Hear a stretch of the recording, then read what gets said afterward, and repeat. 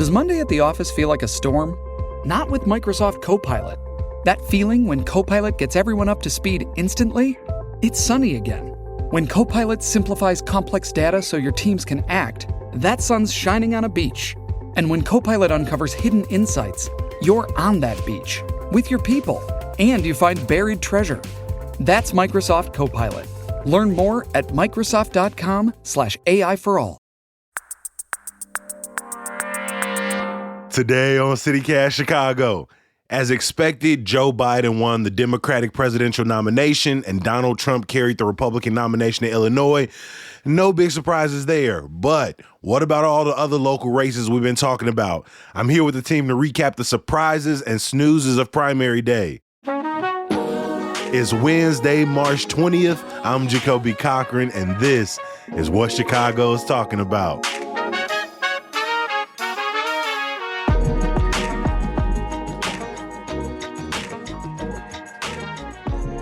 I'm here with executive producer Simone Alicea. Good morning, Simone. Good morning, Jacoby. And producer Michelle Navarro. Welcome to your first 5 a.m. election recap with us. How you feeling? I'm feeling great. Good morning, Jacoby. Oh, man, let's get right into this, y'all. We have been preparing ourselves, our listeners, our friends and family for the primary election for months now. While we've still got some precincts outstanding this morning and we've got mail-in ballots to count, some of those races haven't been called yet. But let's get things started with what we do know. We would typically start breaking out the names headed to face off in November right here, but we had a referendum on all of our ballots that dominated, or as I thought, dominated a lot of local conversation in recent weeks. Of course, I'm talking about Bring Chicago Home. If passed, it would increase a one-time tax on property sales over $1 million, lowering it on properties under $1 million, and use the revenue to fund affordable housing and provide increased resources for folks experiencing homelessness and housing insecurity. Michelle, after back and forth court decisions, tons of TV and online ads, years of campaigning, and a very, very jargon-filled ballot question that even caught me off guard a little bit, and I've been preparing for this. Bring Chicago Home votes have been tallied. What are the results so far? So, as you mentioned, it hasn't been called yet, but we're at a wide margin with 79% of votes in. Bring Chicago Home is poised for rejection. As of now, about 54% of voters voted no and 46% voted yes. Now, supporters of the real estate transfer tax referendum were hoping, like you mentioned, that it would pass to create a stream of revenue to directly address the current housing and homelessness crisis in the city. There's, like you mentioned too, there's still mail-in ballots still need to be counted. And if it does end up failing, this is a really big blow to Mayor Brandon Johnson, whose campaign promoted the Bring Chicago Home measure as a stream of revenue to fund housing initiatives. I mean, that last point is very big. This would be a huge blow to Brandon Johnson. This was something he campaigned on. This was something that his huge donors and supporters have been pushing. This was one of those progressive initiatives that's not only been in the work for 6 years, but was one that was really one of his creative ways of raising revenue that wasn't increasing property taxes, which is traditionally your way of picking up revenue where you need it. Simone, surprise or snooze here? I'll be honest, this outcome to me is kind of a snooze. That's crazy. I don't think it is surprising that people don't want to tax themselves when they see tax increase anywhere on their ballot. Do you think all of those voters were potential $1 million property owners? That's not what I think. That's not what I think. But you understand what I mean, though. I think it's a psychological thing of like, you see tax increase and immediately kind of your haunches go up. As you pointed out, that ballot question, when you saw, you had to flip over your ballot. It was on the back. It was long. It's a three-part question. It didn't say Bring Chicago Home anywhere. It doesn't say Bring Chicago Home anywhere. And even though the measure included, as you mentioned, lowering that real estate transfer tax on property sales under $1 million, I think I think that was like kind of tough for voters. I also think there was such a fierce opposition campaign. That opposition campaign spent a lot of money. You had the confusing of it's off the ballot, it's on the ballot in the courts. And I think, combined with low voter turnout overall, I think it's not that surprising that, it just wasn't able to kind of overcome sort of the struggles that were inherent in the question itself. Now, you made a very good point there. I remember the morning of voting, I went to one place, my girlfriend went to another place, and at one point we were just testing each other like, gee, we went to the Bring Chicago Home website throughout the campaign. We follow them on social media. I've been seeing the updates. I was prepared for the ballot language, and still, once I looked at it, that immediate sort of overwhelming language just kind of smacked me. Once you see all of these numbers, once you're in the booth and you're thinking about a tax increase, regardless if it's for you, the way we've been conditioned to just reject the idea of increased taxes more times than not, it showed up once again here, it feels. One thing I will say, though, I think a little wrinkle in this is I looked up how did Chicago vote on the graduated income tax in 2020, which was a statewide constitutional amendment that was voted on. But in Chicago, that passed with 71% of the vote. That passed by a huge margin in Chicago. That was also in a general election, in a right? general election in 2020, where that was a lot more competitive, way higher turnout, really different circumstances. But it does show that in some circumstances, Chicagoans are willing to tax themselves. And I think it's also, the other wrinkle here too is like Brandon Johnson was just elected last year. Right. And I think there was maybe some thought that like he was going to be able to ride that out to like that progressive election. wave that got him into City Hall was sort of carried through with some of these and what initiatives. got bring home Chicago on the ballot in the first place, right? Exactly. I don't know. This one of the reasons we started with this is because I think it's been, for me, one of the strongest examples to remind myself of the media bubble that I sit in, the social media bubble that I sit in, because for me, it felt like the advocacy was fierce, that the groundswell was there. When we did our run through, I was convinced. I was like, I don't know, just because of how much we have talked about this, how much I have seen it, my understanding of it and my understanding of the crisis, that this is something that Chicagoans will push forward. But as of now, as we're recording this, it seems like it will be rejected. So I am going to be very interested to see how Mayor Brandon Johnson pivots here, right? Just because we don't have this potential $100 million annually, don't mean we don't need to find $100 million annually and more to address this affordable housing crisis that touches so many different pockets of this city. And so I'm going to say this was a huge surprise to me, a snooze for Simone, but let's continue down our ballot. Simone, another big race we had our eyes on was the Cook County State's Attorney's race. After 8 years, current lead prosecutor Kim Foxx decided to step down and out of that harsh limelight, and the 4-person race that ensued to replace her really became a battle of big endorsements and donations between the top 2 candidates. Simone, how did this one shake out?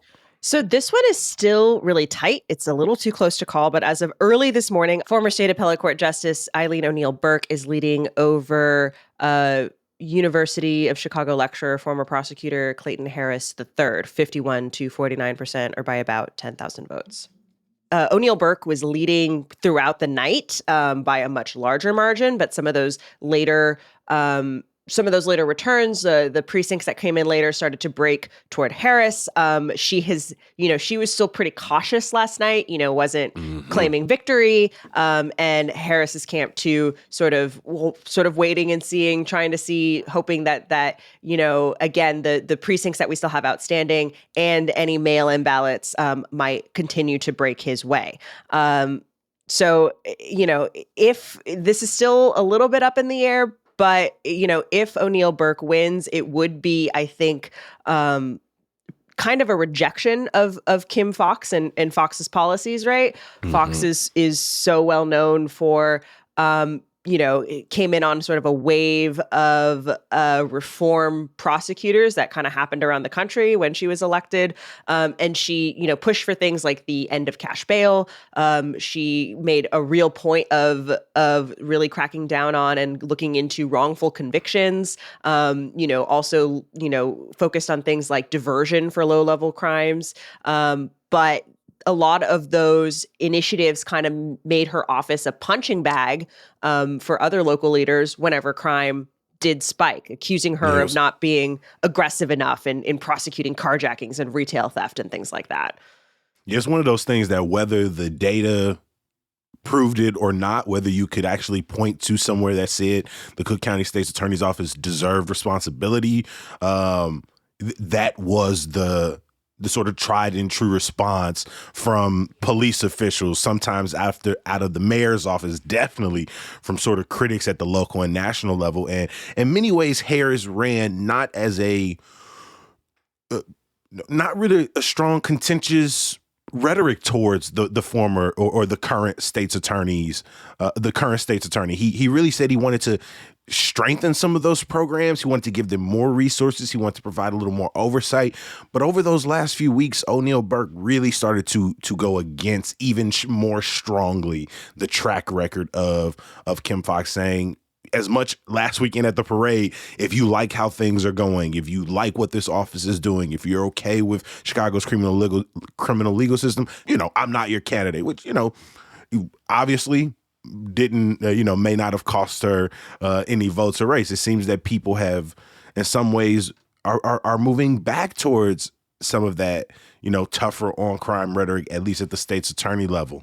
Yeah, and O'Neill Burke too. It's worth noting, out fundraised Harris by quite a lot. A lot of her donors, yeah, and a lot of her donors were sort of downtown business types, people who are very concerned about retail theft and sort of the perception of crime in Chicago, right? Their business kind of relies on that. And so I think O'Neill Burke was able to kind of stake a claim in that camp.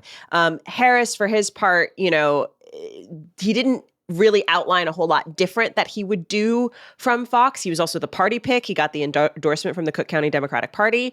And even though Fox never made a public endorsement in this race, there was some reporting out of the Tribune the morning of the election that Fox posted on her private Instagram, that she was team Harris, right?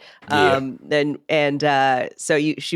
Harris was sort of the, unofficial anointee of picking up that mantle. But yeah, we will keep an eye on this race and keep folks updated. But right now, O'Neill Burke is leading.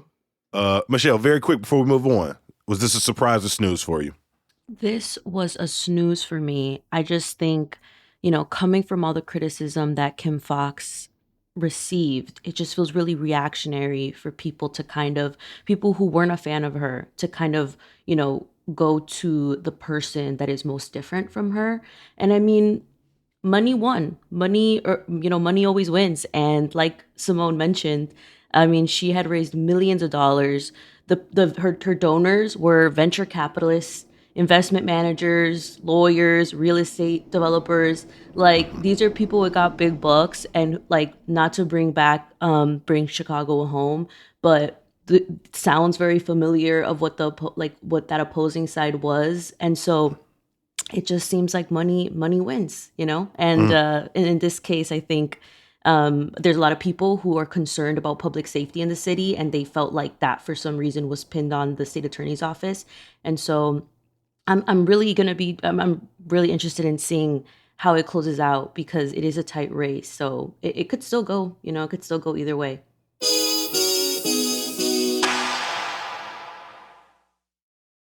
Shipping can make or break a sale, so optimize how you ship your orders with ShipStation. They make it easy to automate and manage orders no matter how big your business grows. And they might even be able to help reduce shipping and warehouse costs. So optimize and keep up your momentum for growth with ShipStation. Sign up for your free 60-day trial now at ShipStation.com and use the code POD. That's ShipStation.com with the code POD. On to the U.S. House of Representatives. 12 of Illinois, 17 congressional representatives ran unopposed in their party. So it was a lot of big snooze on the ballot. But one competitive Democratic race that we really watched close was in the 7th district, where long-term incumbent Danny Davis faced 4 challengers, 2 of which were positioned as potential replacements for the 30-year congressman. Michelle, what was popping in the 7th district? Danny Davis won over 50% of the vote, beating out his 2 big challengers, Keena Collins, who, is an organizer. This is her 3rd time running, and City Treasurer Melissa Conyers Irvin. Davis first was elected in office in 1996, has served 14 consecutive terms. He hopes to make it 15. He will face Republican Chad Coppey in the general election November 5th.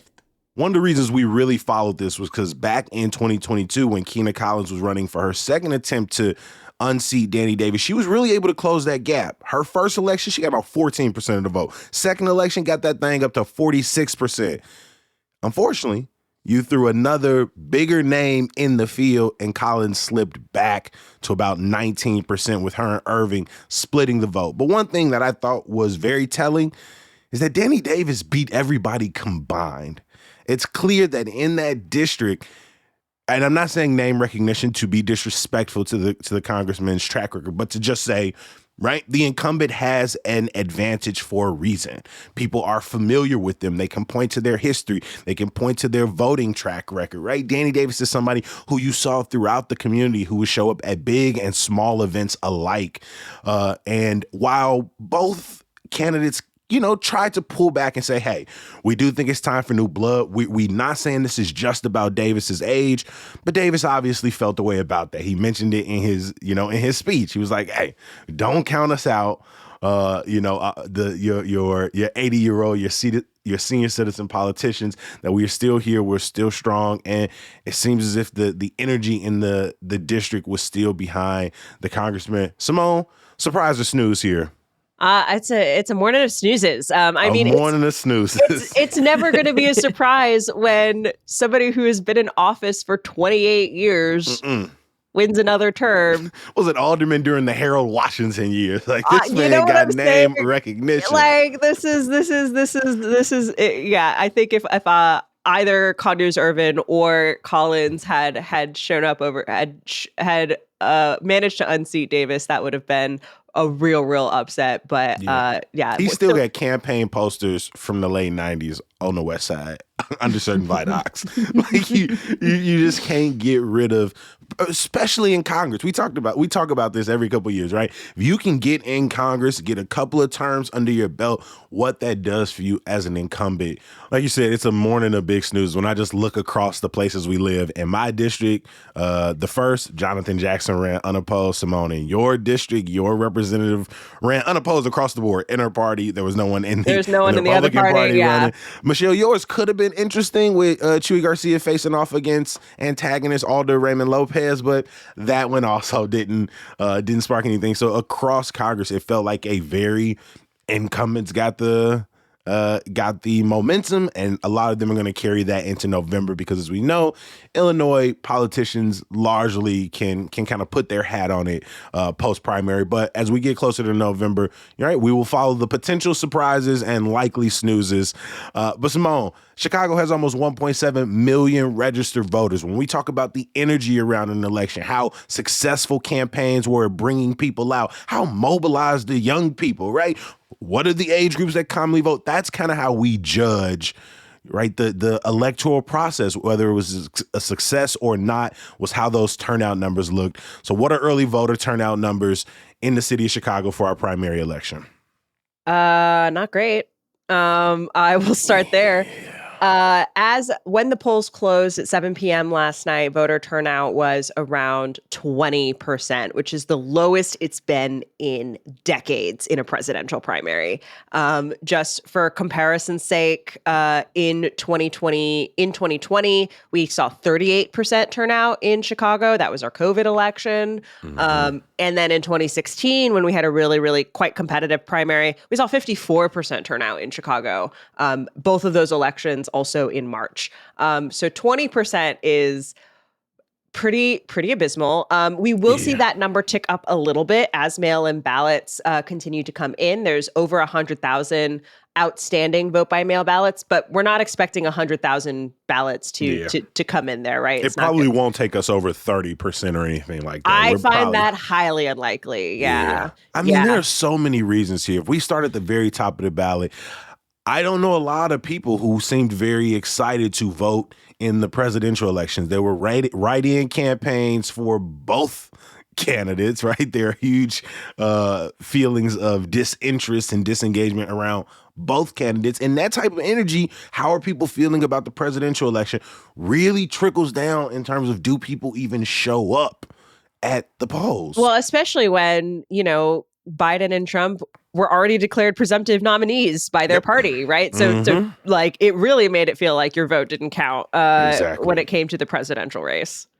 And again, though, when we had such big issues on our ballot, like Bring Chicago Home, the real estate transfer tax referendum, when we're looking at things like Cook County State's attorney's race, what do you think people could have done more? Because again, as we started this conversation, it's like, I feel like after 3 years doing this podcast, I just don't have a good sense of what your everyday Chicagoan is talking about. I mean, even when I talk to some of my friends during primary day, it sort of hit me like, damn, we're doing this work every day. But even some of my friends like, oh, I didn't realize it was voting day, or, oh, I really don't give a damn about voting, or, oh, that was a great podcast episode y'all did about the Cook County State's attorney's race. Oh, you gonna be out there voting?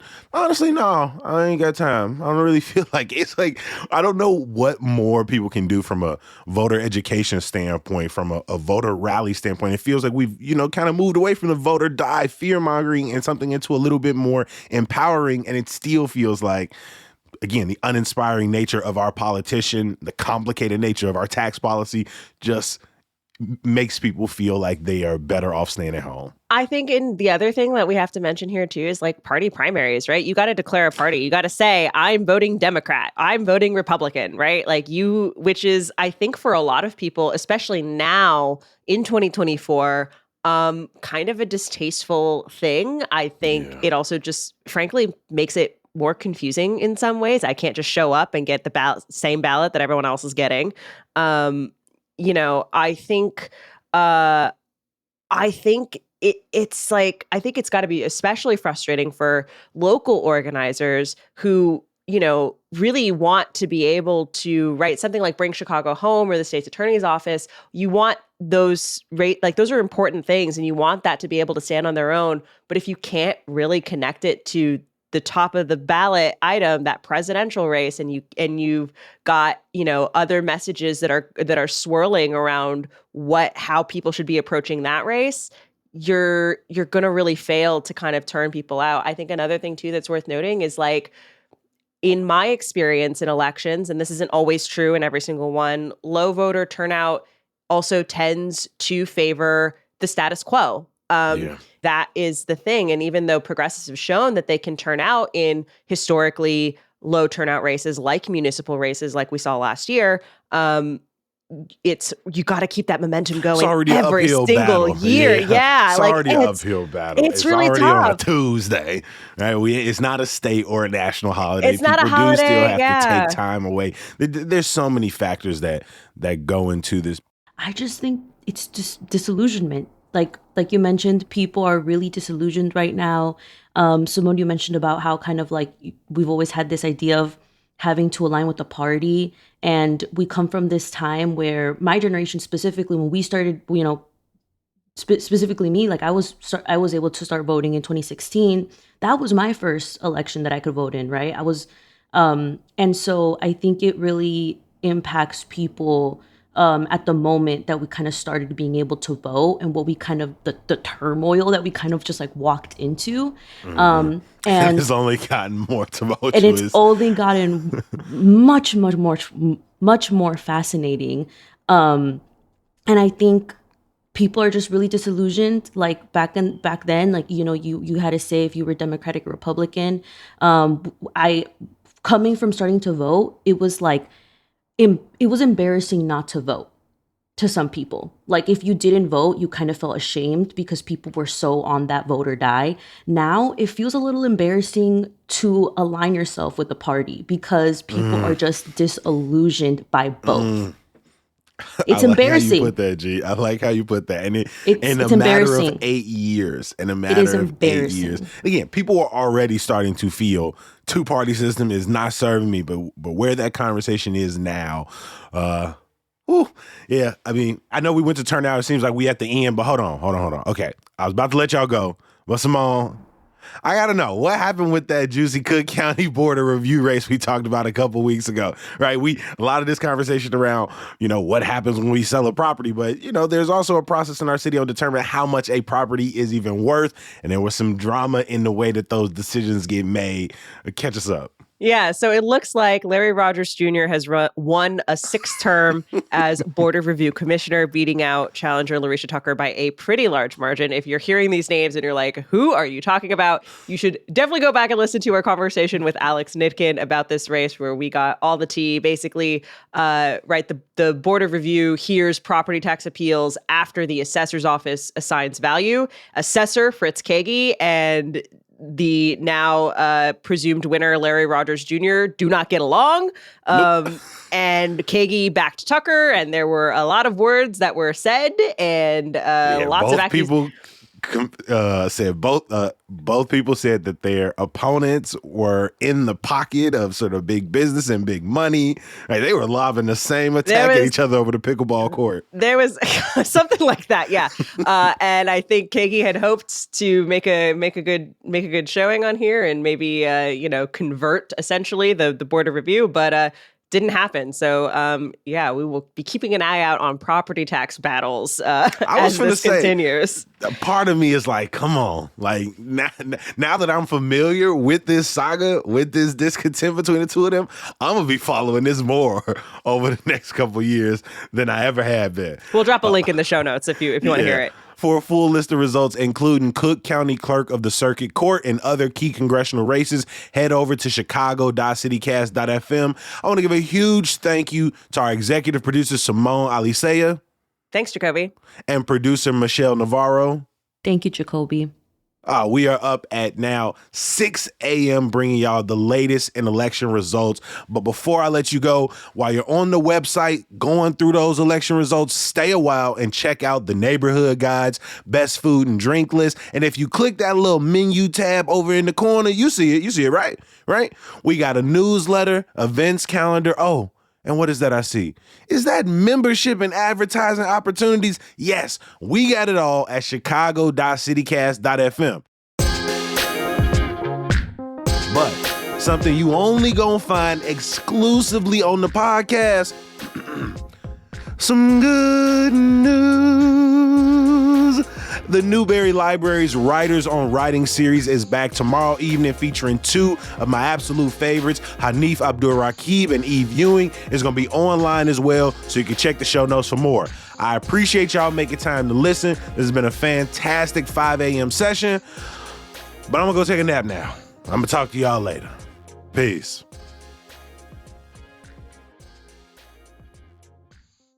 For a full list of results, including Cook County Clerk of the Circuit. I knew I was going to do it. I had faith.